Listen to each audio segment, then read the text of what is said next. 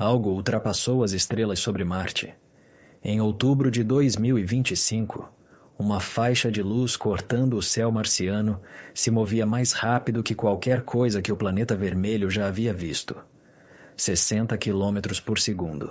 Silencioso, preciso e determinado.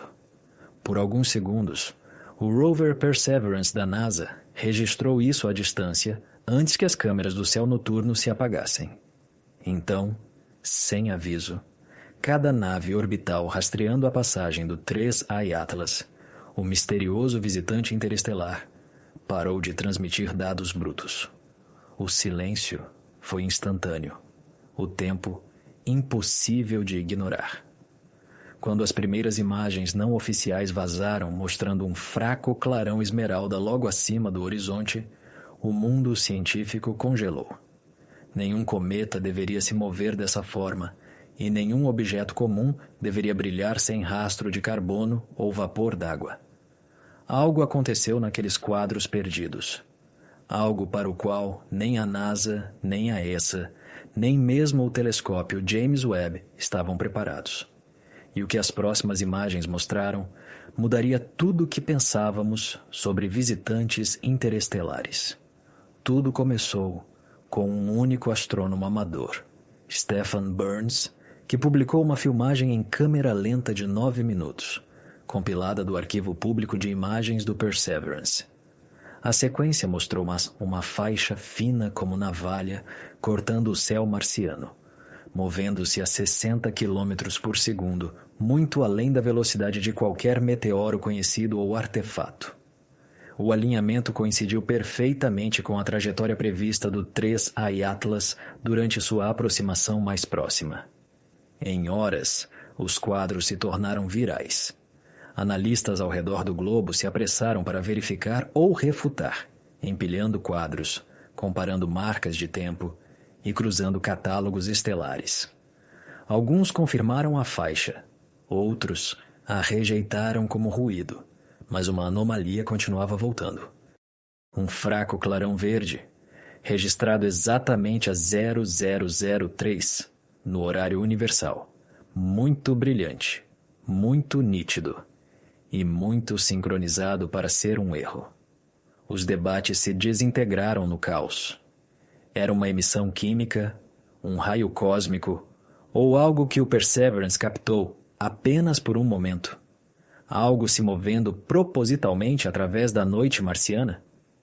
Normalmente, os dados das naves orbitais marcianas preenchem arquivos públicos em questão de dias. Desta vez, nada chegou.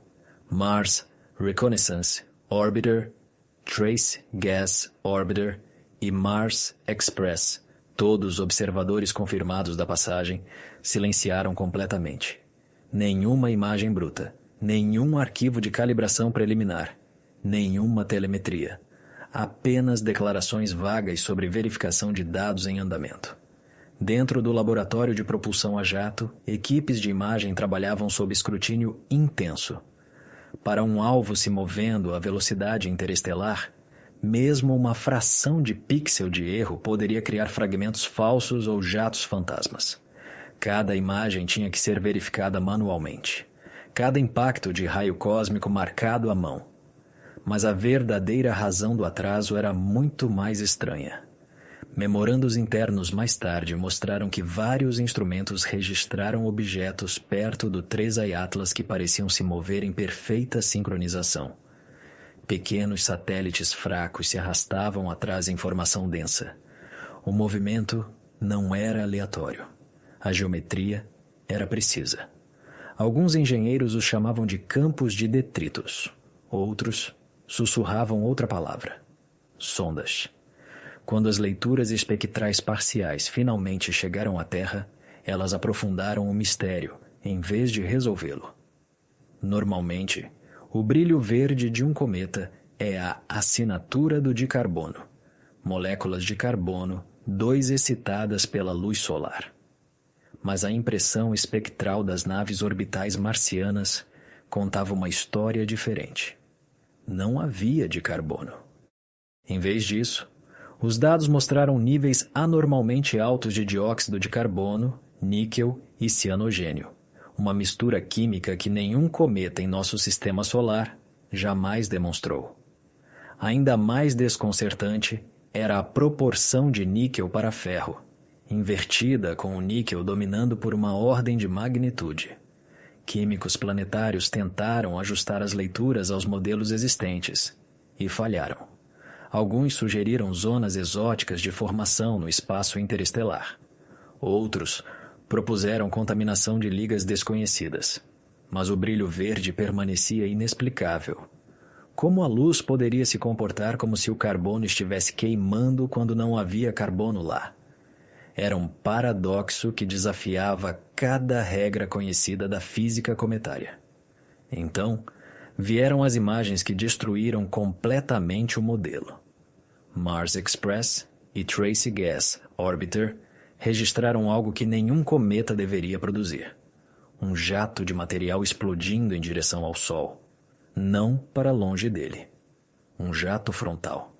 Modelos de poeira desabaram sob os dados. A estrutura do jato era muito estreita, seu gradiente de brilho muito íngreme e a geometria muito perfeita. Era como se o objeto estivesse se empurrando, não reagindo ao calor solar.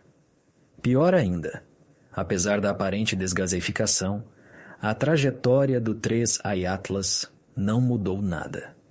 Seu caminho permaneceu gravitacionalmente perfeito, não mostrando desvio mensurável do curso previsto. Isso significava uma coisa. Qualquer que fosse o material que estava expelindo, não estava o desequilibrando. O objeto era muito denso, muito massivo, muito estável. Os cálculos colocaram sua massa em mais de 10 bilhões de toneladas, muito mais pesado que qualquer cometa conhecido e mais parecido com um asteroide metálico. Quando 3I Atlas desapareceu atrás de Marte, um fenômeno estranho envolveu a rede do espaço profundo. Engenheiros rastreando comunicações com naves orbitais marcianas começaram a detectar interferência, pulsos rítmicos embutidos profundamente no ruído do sinal. Primeiro, eles assumiram que era eco causado pelo vento solar ou sobreposição de frequência da cauda carregada do cometa, mas o ritmo era muito consistente, muito deliberado. A cada 22 segundos, um fraco surto se repetia através de múltiplos canais, idêntico em receptores tanto da NASA quanto da ESA. Não era forte o suficiente para ser uma transmissão, mas também não era aleatório. O padrão parecia espelhar o movimento orbital do cometa, como se o objeto estivesse respondendo à sua própria trajetória. Então, tão repentinamente quanto apareceu, a interferência desapareceu. O controle de voo descreveu como ressonância eletromagnética. Outros chamaram de zumbido. Mas aqueles que escutaram a reprodução filtrada descreveram algo muito mais perturbador. Uma vibração mecânica baixa que parecia acelerar ligeiramente antes de cortar para silêncio morto. Quando as primeiras imagens de exposição longa do telescópio James Webb chegaram, os cientistas esperavam o usual, uma forma tênue e borrada, talvez alguns rastros de poeira fracos deixados pelo cometa. Em vez disso, o que viram deixou até os astrônomos mais estoicos sem palavras. Dados infravermelhos mostraram 3 assinaturas térmicas distintas, não uma. A primeira, um núcleo alongado correspondendo à posição esperada do 3I Atlas. A segunda e terceira, menores e mais frias, flanqueando o núcleo primário a distâncias iguais. Eles se moviam em formação perfeita, ligeiramente ajustando posição em correlação com o campo magnético de Marte. A simetria era não natural, quase construída. Quando composições coloridas foram renderizadas, arcos fracos de material ionizado apareceram conectando os 3 pontos, filamentos que cintilavam como correntes elétricas. O espectrógrafo do Webb logo revelou um mistério ainda mais profundo: a presença de vapor de níquel puro. Átomos metálicos aquecidos a temperaturas extremas, existindo em quantidades muito além do que qualquer corpo natural poderia produzir. Níquel denso e inflexível não deveria vaporizar tão perto de Marte. E ainda assim sua linha espectral dominava as leituras. Junto a ele estavam elementos traço de cobalto e um composto desconhecido emitindo picos de emissão fracos, mas perfeitamente espaçados, estruturados de forma muito uniforme para ser aleatório. Os dados lembravam um padrão harmônico de um processo tecnológico, não geológico. Era como se o objeto estivesse se purificando, reorganizando a composição de sua superfície sob o calor do Sol. Um dia depois, o telescópio James Webb detectou algo. Um pulso fraco de luz infravermelha emergindo da escuridão.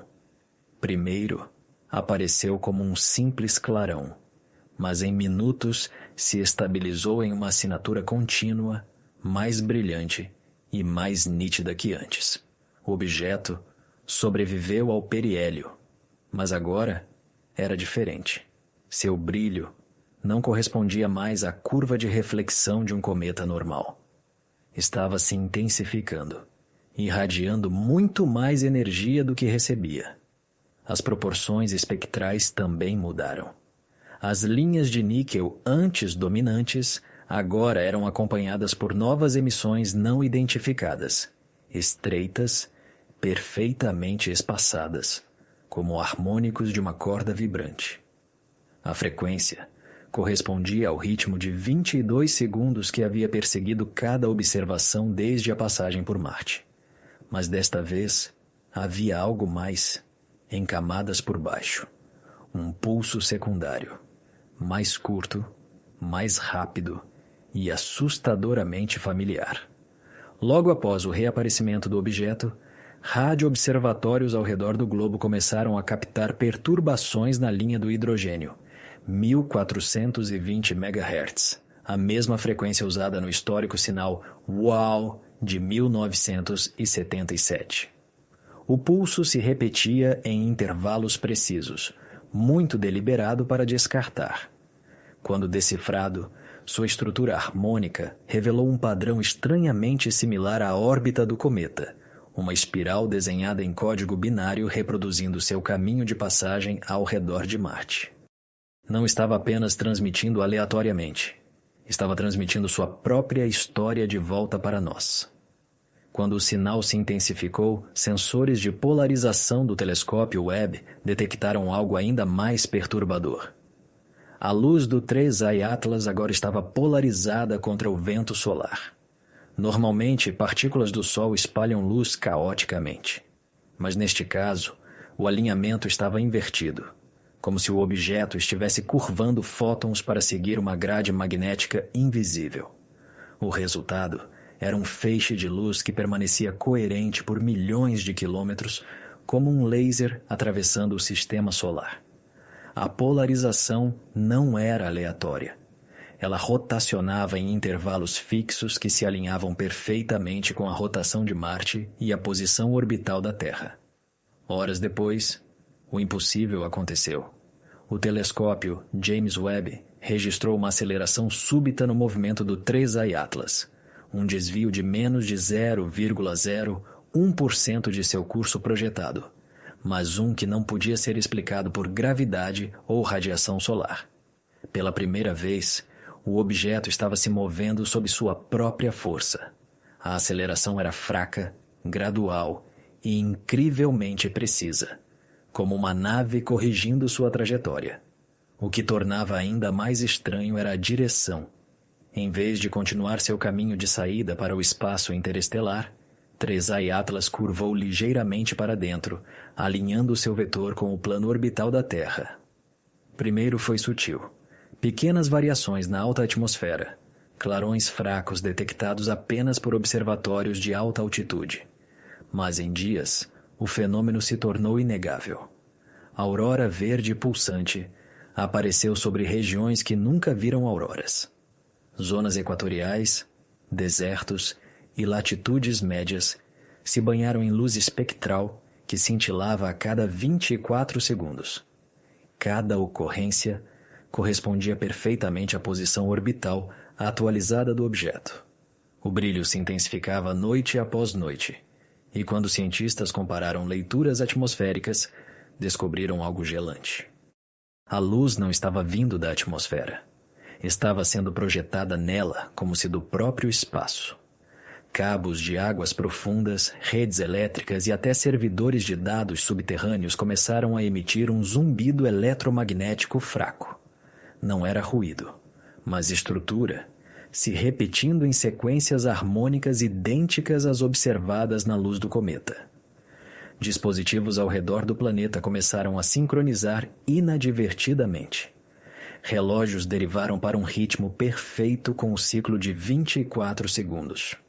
Mesmo relógios atômicos em satélites GPS, precisos até frações de microsegundos, começaram a fazer tic-tac em uníssono com os pulsos. Era como se o próprio planeta tivesse se tornado um receptor, toda a sua infraestrutura ressoando com a frequência do 3i Atlas. Então, veio a observação que mudou tudo. O telescópio espacial James Webb, focando na área ao redor do 3i Atlas, registrou um halo fraco de luz se estendendo em arcos geométricos. Quando os dados foram processados, revelaram que os arcos formavam um padrão inconfundível. Um triângulo equilátero perfeito conectando 3 corpos: 3i Atlas, Terra e Marte. Dentro deste triângulo, filamentos de partículas carregadas cintilavam em sincronização, formando caminhos luminosos através do vazio. O alinhamento não era aleatório. Correspondia precisamente às mesmas coordenadas do sinal UAU de 1977, a misteriosa rajada de rádio que uma vez capturou a imaginação da humanidade. O pulso estável de 24 segundos se fragmentou em múltiplas frequências, se dividindo em harmônicos que subiram cada vez mais alto até se fundirem em um tom sustentado único. Ao redor do mundo, radiotelescópios registraram o mesmo evento, uma ressonância global vibrando através de cada sensor, cada campo magnético, cada superfície condutiva. As auroras se tornaram cegantemente brancas por 13 segundos. Então, desapareceram completamente. Pela primeira vez desde a descoberta, 3i Atlas parou de emitir luz. O espectro do objeto se achatou em silêncio perfeito. Mas quando o telescópio James Webb capturou o próximo quadro, a imagem não fazia sentido. O objeto, antes brilhante e verde, se transformou em uma silhueta escura cercada por um anel fraco de gás ionizado. Uma esfera perfeita de ausência. Sem reflexão, sem emissão. Apenas um vazio absorvendo cada comprimento de onda ao seu redor. Telescópios terrestres confirmaram o mesmo. 3i Atlas não refletia mais luz solar. Era invisível, mas ainda lá, distorcendo luz estelar como uma lente gravitacional. Então, exatamente à meia-noite no horário universal, cada instrumento que rastreava o objeto, do James Webb ao menor telescópio amador da Terra, recebeu a mesma leitura. Uma súbita explosão de energia vinda não do espaço, mas das profundezas sob a crosta terrestre. Por meses, cientistas descreveram 3i Atlas como um visitante, um andarilho silencioso de outra estrela. Mas quando seu brilho desapareceu e instrumentos do mundo tremeram com o pulso final, essa ilusão morreu. Qualquer que fosse este objeto, ele não veio visitar. Veio despertar. A explosão detectada sob a crosta terrestre não foi acidental. Leituras sísmicas ao redor do planeta começaram a oscilar em ritmo perfeito com os mesmos harmônicos que uma vez pulsaram do cometa. Varreduras de radar profundo detectaram reflexões de densidades desconhecidas. Estruturas simétricas enormes enterradas quilômetros sob o solo, pulsando fracamente em sincronização com o eco desvanecente do espaço. O telescópio James Webb registrou uma última imagem antes que seus sensores sobrecarregassem. O objeto não era mais um ponto no céu. Era um halo, uma esfera de luz em expansão se contorcendo para dentro de si mesmo, dobrando como um reflexo se comprimindo em um espelho. Dentro deste vazio, espectrógrafos detectaram algo que ninguém podia explicar. Padrões de emissões de rádio humanas esticadas e repetidas, como se o cometa estivesse reproduzindo cada transmissão que a Terra já enviou ao espaço. Então, veio o silêncio. Não ausência. Silêncio, com estrutura. O ruído de fundo do universo se silenciou. A radiação cósmica caiu. Até o zumbido aleatório do espaço interestelar se achatou em quietude, como se a própria realidade prendesse a respiração. E justo antes da matriz de imagem do James Webb cegar por superexposição, o ralo se moveu uma última vez, formando uma única forma inconfundível. Uma espiral. A mesma geometria espiral que apareceu nas órbitas de Marte, Terra e Sol. O mesmo padrão esculpido em pedras antigas do nosso próprio planeta, muito antes de sabermos olhar para cima. O que se seguiu não foi uma explosão, foi um reflexo. Uma cascata de luz que passou em ondas pelo sistema solar, invisível ao olho humano, mas eternamente queimada nos instrumentos que a capturaram. E quando desvaneceu, o vazio onde estava 3i Atlas estava vazio. Nada restou, sem poeira, sem rastro, nem mesmo um resíduo gravitacional. Apenas o pulso continuou, fraco, mas eterno, embutido no zumbido eletromagnético do nosso próprio planeta. Agora, o mundo escuta. O zumbido ainda está lá, profundo, baixo, repetindo a cada 24 segundos, enterrado sob o ruído de nossas máquinas e oceanos. A maioria não consegue ouvi-lo, mas aqueles que conseguem o descrevem da mesma forma. Não mecânico, não aleatório, mas vivo. Talvez 3i Atlas não fosse um cometa afinal. Talvez fosse uma mensagem, um mapa ou até mesmo uma memória. Talvez não tenha vindo até nós. Talvez estivesse nos lembrando, porque a verdade é terrivelmente simples. O sinal nunca foi embora. Ainda está aqui. Sempre esteve aqui. Então, no que você acredita? 3i Atlas era um andarilho natural? Ou o universo finalmente estava respondendo a uma pergunta que nunca deveríamos ter feito? Nos deixe saber o que você pensa nos comentários abaixo. E se esta história fez você questionar tudo o que pensava sobre o espaço, se inscreva, ative as notificações e compartilhe este vídeo com alguém que ainda acredita que o espaço está silencioso. Porque talvez não seja silêncio afinal. Talvez esteja esperando que respondamos.